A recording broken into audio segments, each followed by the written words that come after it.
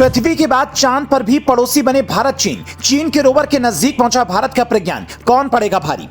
पहले जिनपिंग से मिले मोदी, अब U22 से मिलेगा प्रज्ञान। कितनी बची है दूरी, कब होगी मुलाकात, जानिए पूरी डिटेल।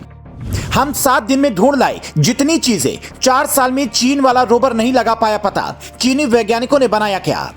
भारत और चीन अच्छे पड़ोसी नहीं हैं, यह बात पृथ्वी को अच्छी तरह पता है। लेकिन क्या चांद पर भी यह रिश्ता ऐसे ही रहने वाला है? क्योंकि चीन के रोवर U22 से भारत के रोवर प्रज्ञान की मुलाकात होने वाली है। दोनों के बीच की दूरी उतनी है जितना आप दिल्ली से लद्दाख बॉर्डर जाएंगे और लद्दाख से वापस दिल्ली आएंगे, यानी दिल्ली लद्दाख की दोगुनी दूरी पर दोनों देशों के रोवर खड़े हैं। एक के पास भारत का तिरंगा है, दूसरे के पास चीन का झंडा है। तो सवाल है कि दोनों अगर मिलेंगे तो क्या होगा। अगर टक्कर हुई तो क्या चीन वाला मिशन क्रैश कर जाएगा? क्या चांद पर भी भारत चीन की लड़ाई होगी? तो इसका जवाब समझने के लिए आपको चीन के मिशन और फिर दोनों रोवर की स्पीड समझनी होगी।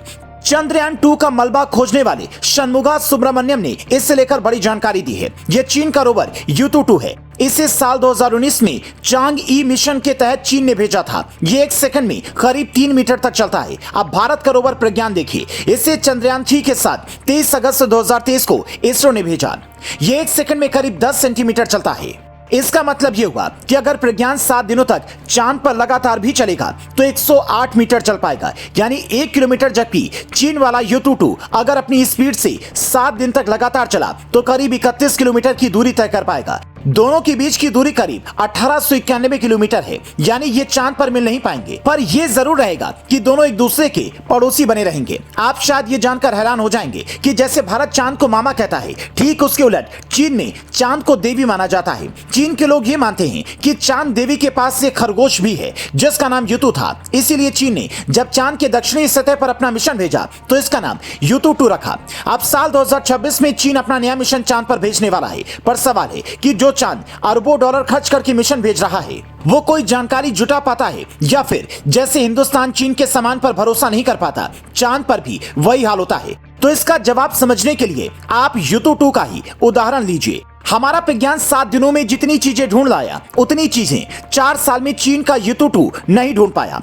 पर एक बात अच्छी ये है कि चीन का यह मिशन 4 साल से वहां पर जिंदा है, क्योंकि चीन के वैज्ञानिकों ने इसे ऐसा डिजाइन किया है कि जैसे ही चांद की सतह पर 14 दिनों के बाद अंधेरा होता है, ये खुद ब खुद स्लीप मोड में चला जाता है।